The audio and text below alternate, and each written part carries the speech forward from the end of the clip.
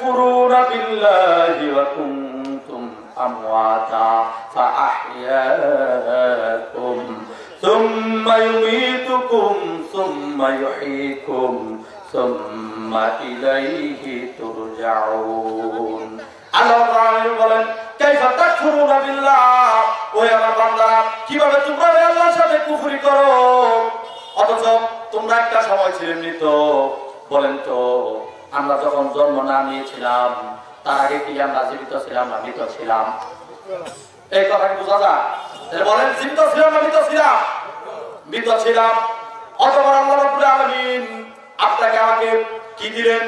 মায়ের পেটের ভিতরে আমি আপনি যখন রাহিমের মধ্যে ছিলাম, যখন আপনার আমার বয়স হলো 4 মাস 120 দিন, যখন মায়ের পেটের ভিতরে আমি আপনি ছিলাম, তখন ফেরেশতাদেরকে বলা হলো বিকাতিবি রিজকিহি ওয়া আজালিহি ওয়া আমালিহি শাকিউন আম সাঈদ। বলা হলো ফেরেশতাদেরকে মায়ের পেটের মধ্যে ফায়াফুকু ফির রূহ, ফেরেশতাকে পাঠালেন, যাও এর মধ্যে রূহ ফুঁকে দাও। এর আগে আমি আপনি কি ছিলাম? মৃত ছিলাম। মায়ের পেটে যখন বয়স 4 মাস, তখন আল্লাহ ফেরেশতা পাঠালেন, বললেন ফায়াফুকু ফির রূহ, রূহটাকে ফুঁকে দেওয়ার জন্য। এরপর বললেন 4টি জিনিস লিখে দাও। কি লিখবে? বিকাতিবি রিজকিহি, তার রিজিক কি হবে, দুনিয়াতে গিয়ে সে কি খাবে তা লিখে দাও। ওয়া আজালিহি, তার বয়স কত হবে, কতদিন সে দুনিয়াতে বসবাস করবে, কতদিন তার হায়াত, লিখে দাও। এগুলো মায়ের পেটের মধ্যে আপনাকে আমাকে লিখে দেওয়া হচ্ছে, লিখে দেওয়া হয়েছে। আপনি আমি যখন মায়ের পেটে ছিলাম, রূহ ফুঁকে দেওয়ার পরে 4 মাস বয়স যখন হয়, তখন আপনার আমার জীবন দান করা হয়েছে। ও আজালিহি ও আমালিহি, এরপরে সে কি আমল করবে, দুনিয়াতে যে চলবে ফিরবে কি করবে, তা আল্লাহ রাব্বুল আলামিন লিখে দিয়েছেন। শাকিউন আম সাঈদ, এবং সে কি সৌভাগ্যবান নাকি দুর্ভাগ্যবান, তাও লিখে দেওয়া হয়েছে। এরপরে আপনাকে আমাকে আল্লাহ রাব্বুল আলামিন জীবন দিয়েছেন। জীবন দেওয়ার পরে আল্লাহ রাব্বুল আলামিন বলছেন সুম্মা ইউমীতুকুম, এই যে জীবন তোমাদেরকে দিলাম, এরপরে তোমাদের আবার মৃত্যুবরণ করা লাগবে। লাগবে কিনা? সন্দেহ আছে কারো? কোন সন্দেহ নাই। আপনাকে আমাকে মৃত্যুবরণ করাই লাগবে। আর মৃত্যুবরণ করার পরে নাকি আমরা পলায়ন করে বাঁচবো নাকি? যে ফেরেশতার যত শক্তি থাকুক না কেন, আমি এমন এক দুর্গ তৈরি করব, ওটার ভিতরে লুকিয়ে থাকবো, লোহা দিয়ে এমন এক দুর্গ তৈরি করবো, ওটার মধ্যে মালাকুল মউত ফেরেশতা যেন না ঢুকতে পারে, অথবা মাটির নিচে এমন গর্ত খুঁড়ে এমন ভাবে আমি লুকিয়ে থাকবো, ফেরেশতা যেন আমাকে না ধরতে পারে। অথবা যদি মনে করেন আমার অনেক শক্তি, আমার অনেক বাহিনী আছে, ক্ষমতা আছে, আমার সৈন্য বাহিনী আমাকে পাহারা দিবে, তাহলে আর মালাকুল মউত আমাকে ধরতে পারবে না। এরকম হবে নাকি? কোন সুযোগ আছে? বাঁচার কোন কায়দা আছে? বাঁচার কোন ধরনের সুযোগ নাই। আল্লাহ রাব্বুল আলামিন বলছেন, আল্লাহ রাব্বুল আলামিন কোরআনুল কারীমের ভিতরে অনেকগুলি আয়াত রয়েছে যেখানে আল্লাহ সুবহানাহু ওয়া তাআলা মৃত্যু সম্পর্কে আপনাকে আমাকে সাবধান করে দিয়েছেন। যতই তোমরা পলায়ন করো না কেন, ওই মৃত্যু থেকে তোমরা পলায়ন করতে পারবে না। মালাকুল মউত আপনাকে আমাকে পাকড়াও করবে, মৃত্যু থেকে আমি আপনি কেউ বাঁচতে পারবো না। আপনার আমার জন্য নির্দিষ্ট যে সময় আল্লাহ রাব্বুল আলামিন দিয়ে দিয়েছেন, এই সময়ের মধ্যে আপনার আমার মৃত্যু হয়ে যাবে। আল্লাহ রাব্বুল আলামিন বলেন, ইয়া মা'শারাল জিন্নি ওয়াল ইনস, ওই মানুষ এবং জিনেরা, ইনস্তাতাতুম, তোমরা যদি কি করো, ইনস্তাতাতুম আন তানফুযু, তোমরা একটু পলায়ন করে দেখো তো, পলায়ন করে বাঁচতে পারো কিনা। মিন আকতারিস সামাওয়াতি ওয়াল আরদ, আসমান এবং জমিনের বাহিরে, আল্লাহর আয়াতের বাহিরে গিয়ে যদি তোমরা চেষ্টা করো যে আমি কি করব, রকেট একটা বানিয়ে 7 আসমান ভেদ করে পলায়ন করব, এরকম কোনো সুযোগ নাই। আল্লাহর আয়াতের বাহিরে পলায়ন করার কোনো সুযোগ নাই। আল্লাহ রাব্বুল আলামিন বলছেন, একটু পলায়ন করে দেখো পারো কিনা। লা তানফুযুনা ইল্লা বিসুলতান, তোমরা ওই আল্লাহর কাছ থেকে, আল্লাহর ক্ষমতার বাহিরে তোমরা পলায়ন করে যেতে পারবে না। আল্লাহ রাব্বুল আলামিন আপনাকে আমাকে সাবধান হতে বললেন এই জন্য, যেহেতু পলায়ন করে বাঁচার কোনো সুযোগ নাই, কোনো ক্ষমতা কাজে লাগবে না, কোনো টাকা পয়সা কাজে লাগবে না, এবং কি কোনো ধরনের সুদূর দুর্গ যদি আমি আপনি তৈরি করি, মৃত্যু থেকে বাঁচতে পারবো না। সুতরাং আপনাকে আমাকে মৃত্যুর জন্য প্রস্তুতি নেওয়ার দরকার আছে না নাই? নাকি যে যেভাবে চলতেছি, গুনাহ করতেছি তো করতেই থাকবো, এই অবস্থায় মৃত্যু হবে, তারপরে পরকালে যা হয় হবে, এইভাবে মরবো নাকি? নাকি আমাদের প্রস্তুতি নেওয়ার দরকার আছে, পরকালে যেন আল্লাহ রাব্বুল আলামিনের আযাব যেন আমাদেরকে ভোগ না করতে হয়, এজন্য আমাদের প্রস্তুতি নেওয়ার দরকার আছে না নাই?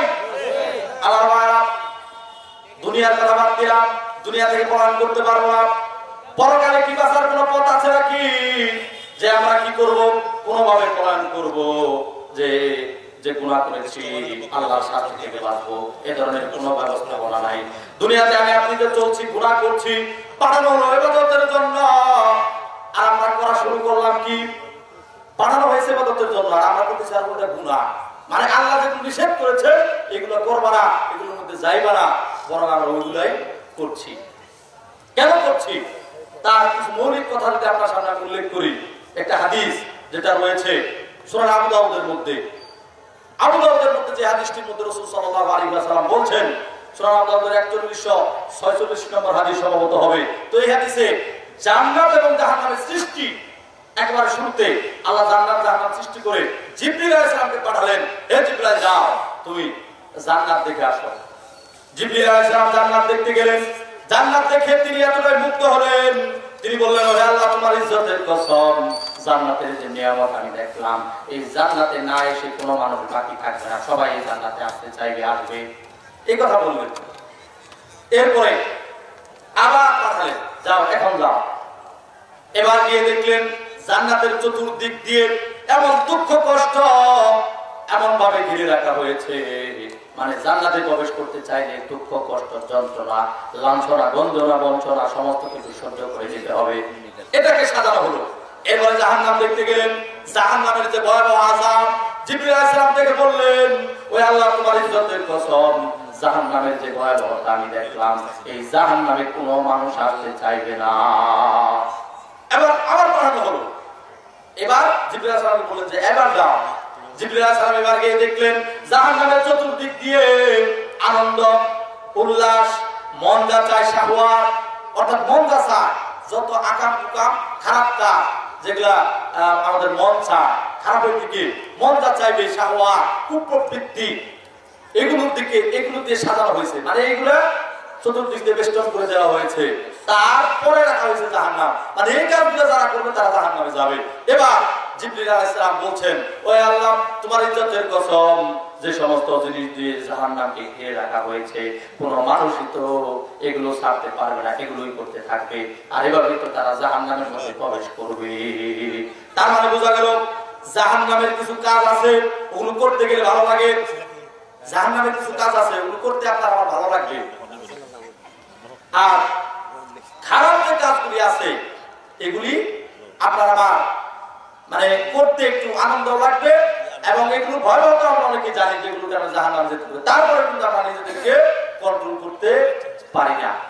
কথার কথা একটু মনে পড়লো, আজকে কিন্তু আরো অনুষ্ঠান আছে, এই একজন বললো ধানসালা নাকি যাবে, তো এরকম আরো অনেকেই আছে তারা ওই ধানসালার দিকে যাবে। এই ধানসালার মধ্যে কি হচ্ছে আপনারা অনেকেই জানেন, অনেকেই জানে গান বাজনা হারাম, অনেকেই জানে, কিন্তু তারপরে ওরা শুনলে ভালো লাগে কি লাগে না, কি বলেন আপনার লাগে কি লাগে না? আর আপনার তো ভালো লাগে না, আপনার ছেলের কাছে খবর নেন কিরকম ভালো লাগে, ও কানের মধ্যে ইয়ারফোন দিয়ে কিভাবে ও হেলে দুলে নাচতেছে, কতটা ভালো লাগতেছে ওর কাছে জিজ্ঞাসা করে। আরে এমন সব গান বর্তমানে আবিষ্কার হয়েছে, কি বলতেছে আমার মনে হয় গায়কও জানে না কি বলতেছে আর কি যে বাজাইতেছে, আর শুধু আপনার ছেলে বাপে মাথা খালি দোলাইতেছে, কেমন যে ভালো তার লাগতেছে, অথচ জানা আছে এই খারাপ কাজের কারণে আমাকে জাহান্নামে যাওয়া লাগবে। তারপরে মানুষের এগুলোর মধ্যে ভালো লাগা আনন্দ শাহওয়াত এগুলো দিয়ে সাজানো হয়েছে, এই কারণে আমরা গুনাহের মধ্যে আমরা লিপ্ত হই। সম্মানিত উপস্থিতি, যারা গুনাহে ছাড়তে পারছেন না, বুঝতেছেন এটা গুনাহ কিন্তু ছাড়তে পারেন না, কেন ছাড়তে পারেন না? এই গুনাহ ছাড়ার জন্য কয়েকটা মেসেজ আপনার সামনে উল্লেখ করে আমার বক্তব্য নীতি জানতে হবে। সম্মানিত উপস্থিতি, আপনারা এই যে এইদিকে তাকান, এইদিকে বক্তব্য দিতেছি আমি, ওইদিকে তাকানোর দরকার নাই, ওনারা আমাদের কাজ করতেছে, ওনাদেরকে ওটা করতে দেন, যেহেতু মসজিদের মাহফিল হয়তো বা একটু কালেকশন হবে, তো সেই ক্ষেত্রে ওনারা যারা দান খয়রাত করতেছে আপনারা ওনাদেরকে করতে দেন। আপনারা আমার দিকে তাকাবেন, এই যে আমার দিকে, আমরা তো জাল হাদিস বলি না, জাল হাদিস বুঝেন একটু বলি, এই কারণে বলতেছি, অনেক বক্তা এবং ওয়াজ করে যে যদি আলেমের দিকে আপনি তাকান তাহলে আপনার সগীরা গুনাহ মাফ হয়ে যাবে। কি হবে বলো না, কি গুনাহ মাফ হবে? সগীরা গুনাহ মাফ হবে। তো আমরা এই সমস্ত জাল হাদিস, হ্যাঁ সমস্যা। ওই মাইকম্যান কই? তাই মাইকম্যান কোথায়? সাউন্ড ক্লিয়ার নাই, আমি কষ্ট বোধ করছি আসলে। মাইকম্যান, মাইকম্যান তোমরা যেখানে আছো দ্রুত স্টেজে চলে আসো, সমস্যা হচ্ছে। সম্মানিত উপস্থিতি, বলছিলাম যে অনেকে এই বয়ান করে জালেমদের দিকে তাকিয়ে থাকলে গুনাহ মাফ হয়, তো অনেকে এই ফেরবার করে তাকিয়ে থাকে। আসলে গুনাহ মাফ হবে কি হবে না এই মর্মে বিশুদ্ধ কোনো হাদিস নাই, কিন্তু বক্তব্য মনোযোগ সহকারে শুনতে গেলে আপনাদেরকে কি করতে হবে, যিনি কথা বলেন তার দিকে মনোযোগী হতে হবে। ওটা গুনাহ মাফের জন্য না, বরং কুরআন এবং সুন্নাহর বক্তব্যই হলো মনোযোগ সহকারে শ্রবণ করা। এই জন্য আমার ভাইরা বলছিলাম, আমরা গুনাহ ছাড়তে পারি না। যতই বলা হয় নামাজ কাজা করা যাবে না, নামাজ ছেড়ে দেওয়া যাবে না, কিন্তু এদেশের অসংখ্য মানুষ, অধিকাংশ মানুষ তারা সালাত আদায় করে না। সালাত কি সবাই আমরা আদায় করি? এখানে যারা উপস্থিত আছেন সবাই কি পাঁচ ওয়াক্ত নামাজি? না। তাহলে জানেন কিনা যে নামাজ পড়তে হবে, না পড়লে গুনাহ হবে? জানেন কিনা?